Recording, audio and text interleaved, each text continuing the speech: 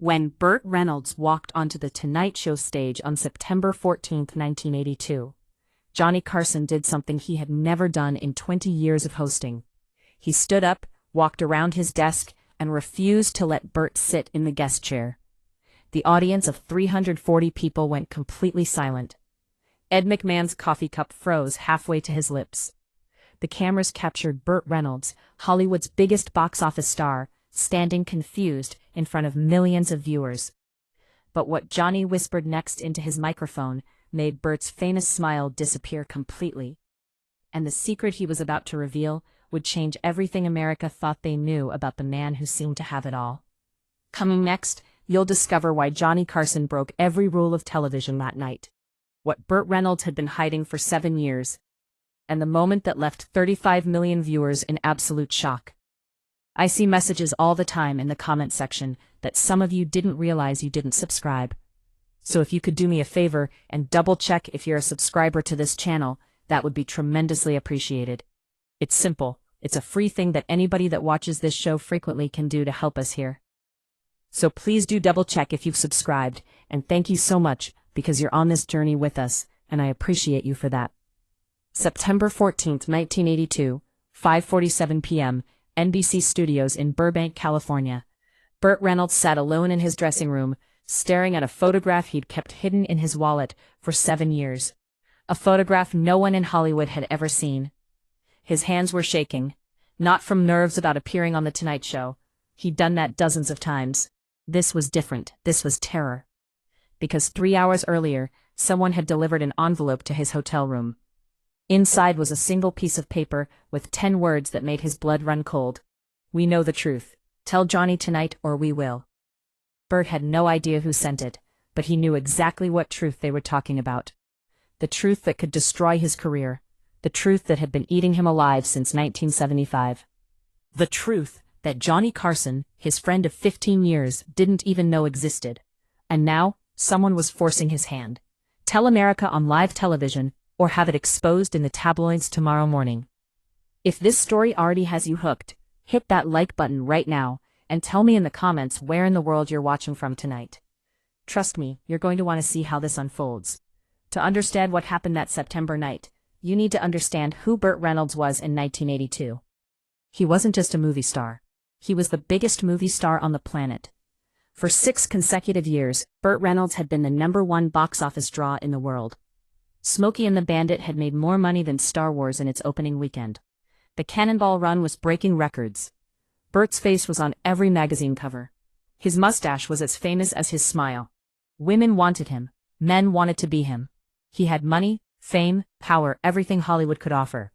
But what America didn't know was that Burt Reynolds was dying inside.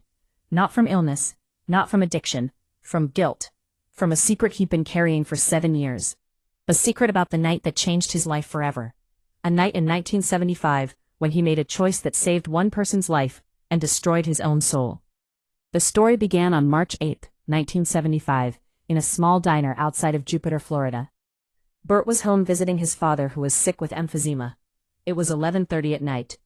Burt was sitting alone in a booth, wearing a baseball cap pulled low, trying not to be recognized. He just wanted a cup of coffee and some silence. That's when a young waitress approached his table. Her name tag said Sarah. She was maybe 19 years old, with nervous hands and eyes that had seen too much pain. "Are you Burt Reynolds?" she asked quietly. Burt smiled and nodded. Most of the time he loved meeting fans, but something about this girl made him stop. As she wasn't excited, she wasn't asking for an autograph. She looked terrified. "I need to tell you something," Sarah whispered, glancing back at the kitchen. "And I don't have much time." What Sarah eyed Burt Reynolds in the next 3 minutes would haunt him for the rest of his life. Sarah's hands were shaking as she spoke. "My stepfather owns this diner. He's in the back right now. He doesn't know I'm talking to you."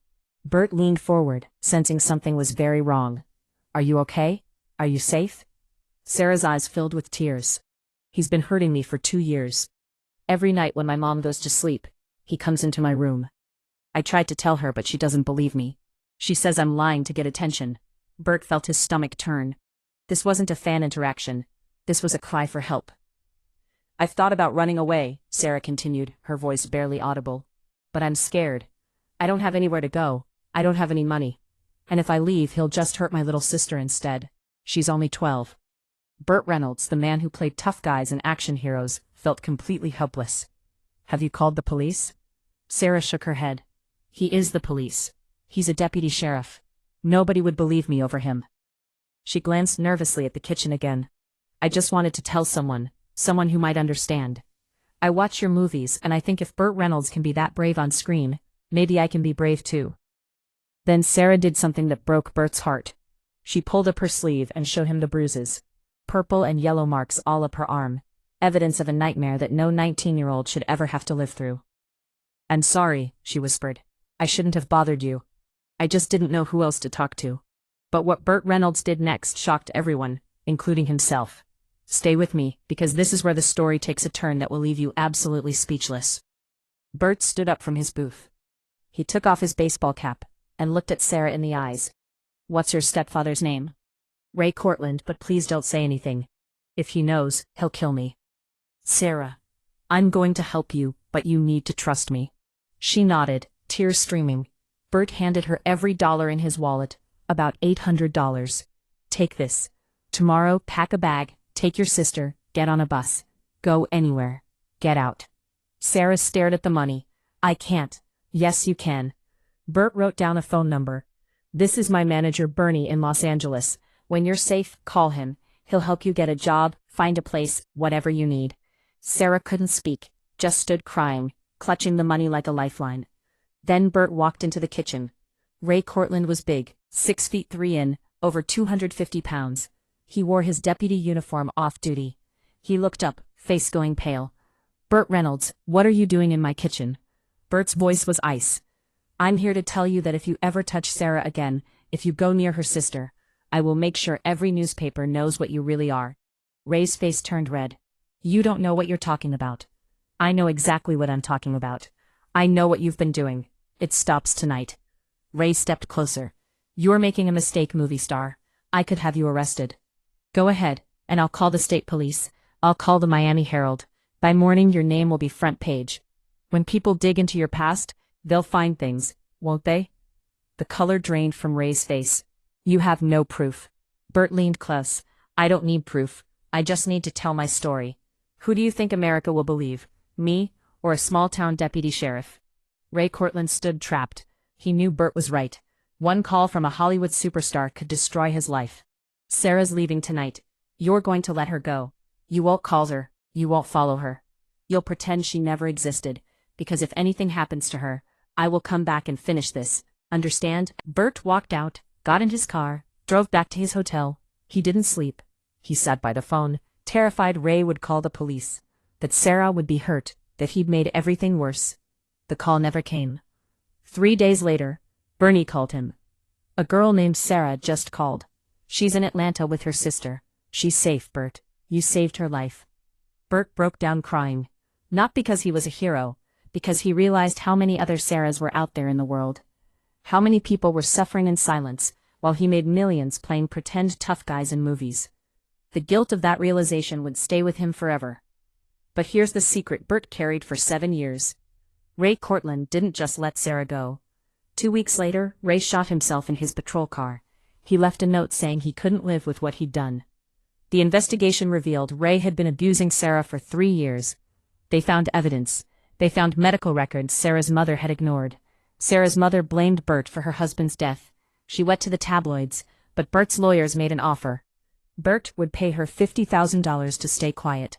He would never defend himself, never let America know he'd saved 2 girls from a monster.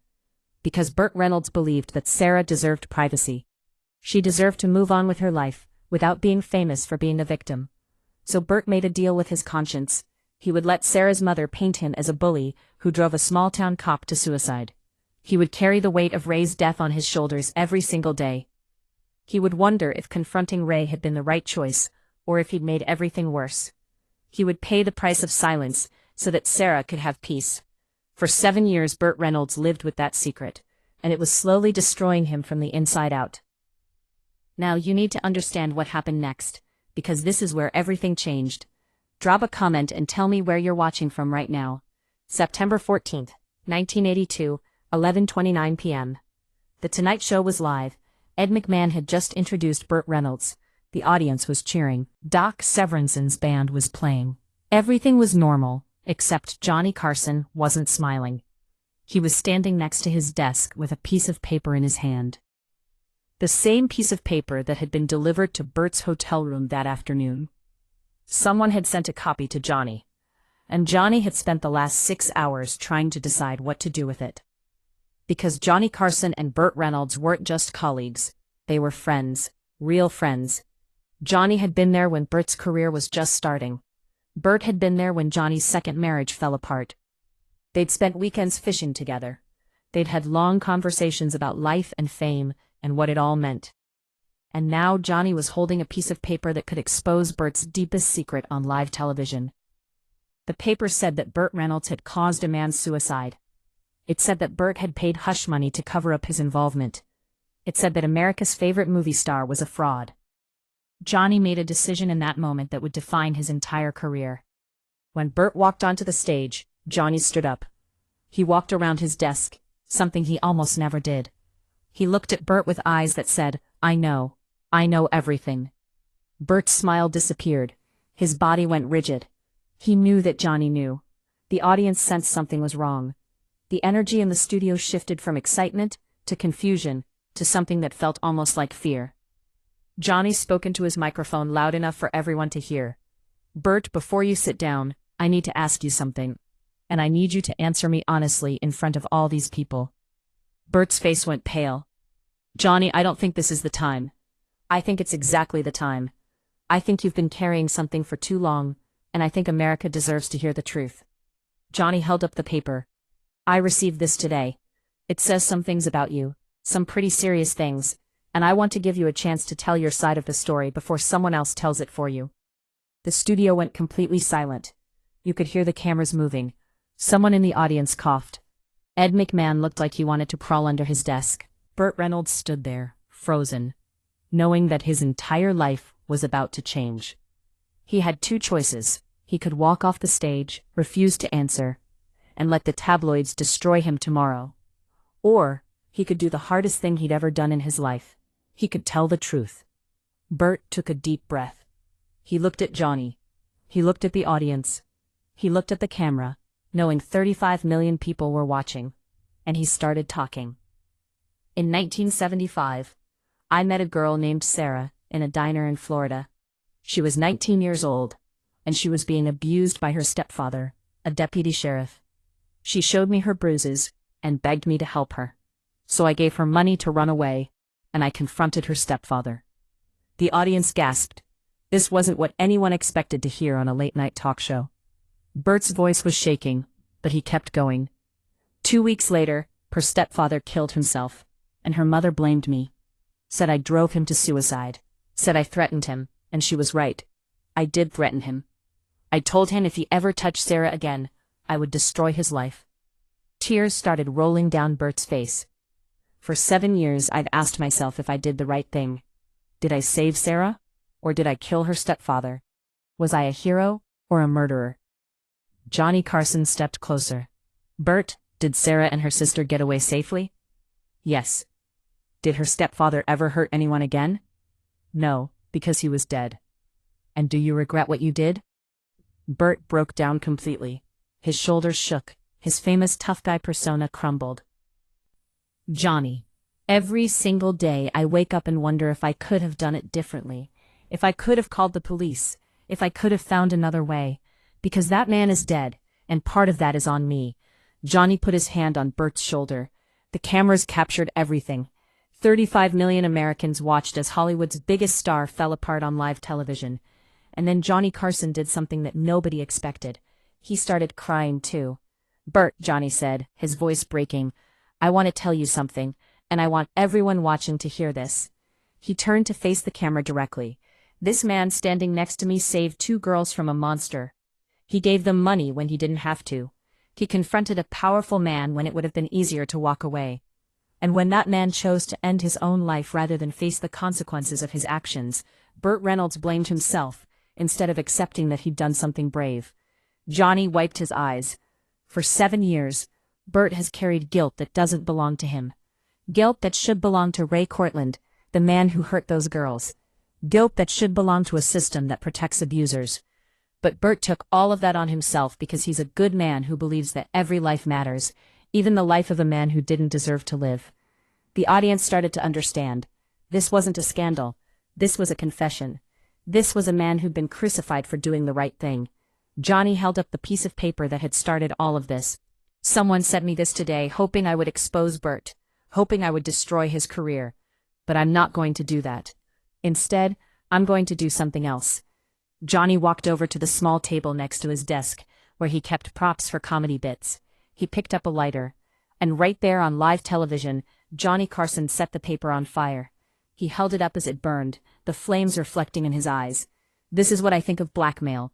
This is what I think of people who try to destroy good men for doing the right thing. The paper turned to ash and fell into the ashtray on Johnny's desk. The audience erupted into applause. Not polite applause, standing ovation, cheering, crying, people on their feet celebrating something that felt bigger than television. Ed McMahon was openly sobbing. Doc Severinsen wiped his eyes with his trumpet cloth.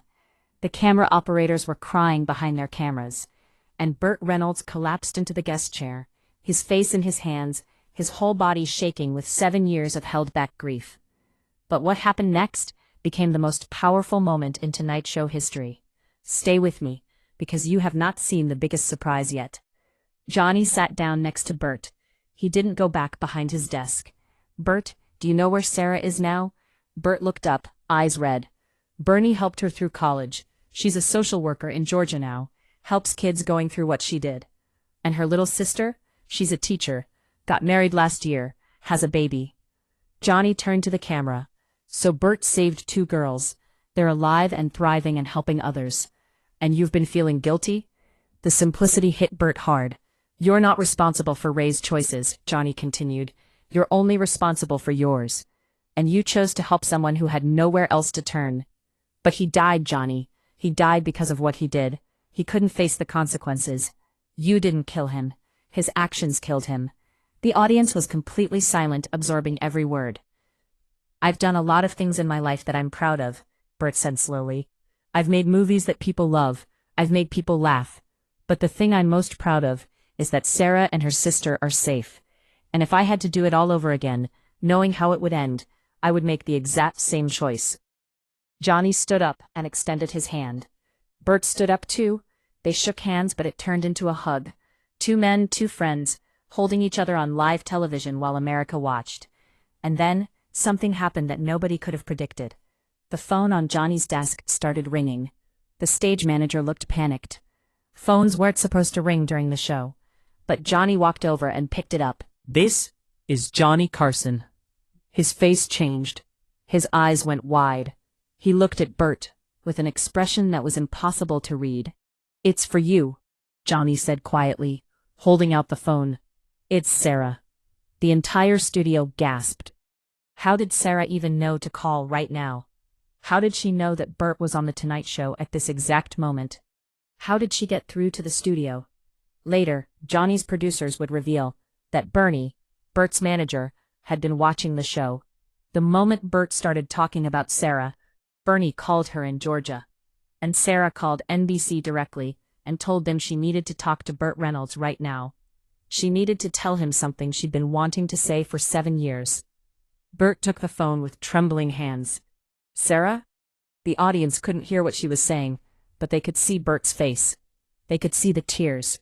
They could see his lips moving as he listened to whatever Sarah was telling him. After about 2 minutes, Burt spoke loudly enough for the microphone to pick up his words. "Thank you. Thank you for saying that. You have no idea how much I needed to hear it." He paused, listening.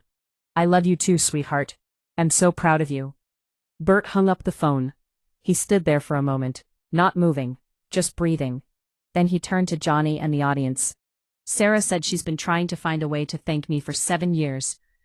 She said she watches The Tonight Show every night, hoping I'll be on, so she can see that I'm okay. She said tonight when she heard me talk about feeling guilty, she knew she had to call." Burt's voice broke completely. She said, "Burt, you gave me my life back. You and your sister are alive because of you. Please stop punishing yourself for saving us." The audience lost it. Complete chaos. Applause, cheering, crying, strangers hugging each other.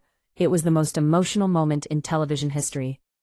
Johnny let it go on for a full 3 minutes, before he finally held up his hands for quiet. "Ladies and gentlemen," he said, his voice thick with emotion, "tonight, we witnessed something I've never seen in 20 years of doing this show.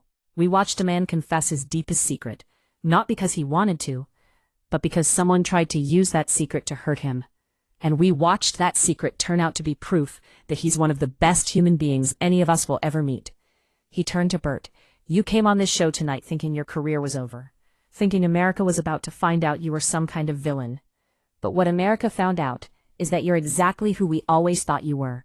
A hero. Not a movie hero. A real one." Burt couldn't stop crying. "I don't feel like a hero, Johnny. I feel like a guy who got lucky. Lucky that Sarah was brave enough to ask for help. Lucky that I happened to be in that diner that night. Lucky that Bernie is a good man who helped her build a new life. That's not luck," Johnny said firmly. "That's character. Well, luck is winning the lottery. Character is choosing to help someone even when it costs you something. And it cost you, Burt. It cost you 7 years of peace. It cost you sleep and happiness, and the ability to feel proud of what you did. But you paid that price because you believed that Sarah's safety was worth more than your own comfort." Johnny walked back to his desk. He sat down in his chair and looked directly into the camera. "I want to say something to whoever sent that paper to Burt's hotel and to my office. Whoever you are, you failed. You tried to destroy a good man, and instead, you gave him the opportunity to tell the truth.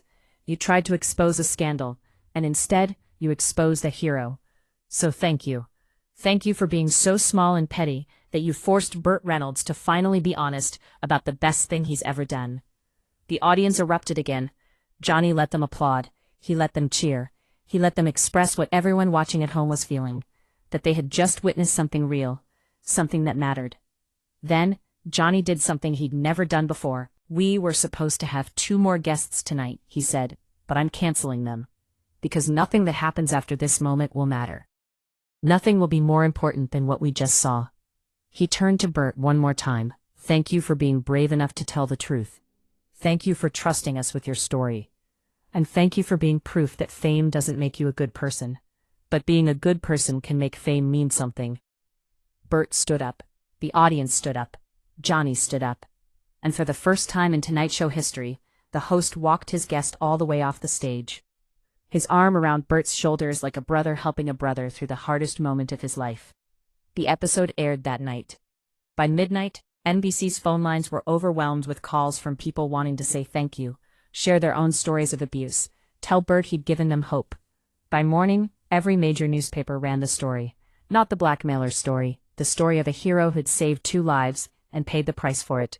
Sarah went public with her story on Barbara Walters. She talked about what Burt had done for her, and how it changed her life.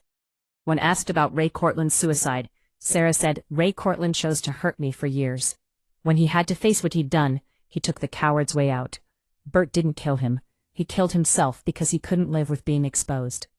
The interview was watched by 60 million people. In 2018, when Burt died at 82, Sarah spoke at his funeral. She talked about the night a stranger in a diner saved her life. "Burt Reynolds played heroes in movies," she said through tears.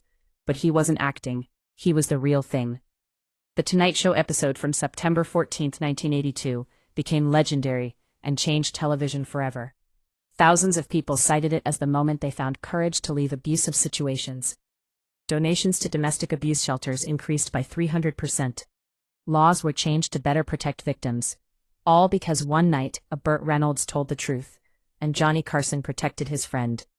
If this story moved you, hit that subscribe button right now. Drop a comment, and tell me where you're watching from tonight. Share this with someone who needs to hear that doing the right thing is always worth it. Even when it costs everything. Even when the world misunderstands you.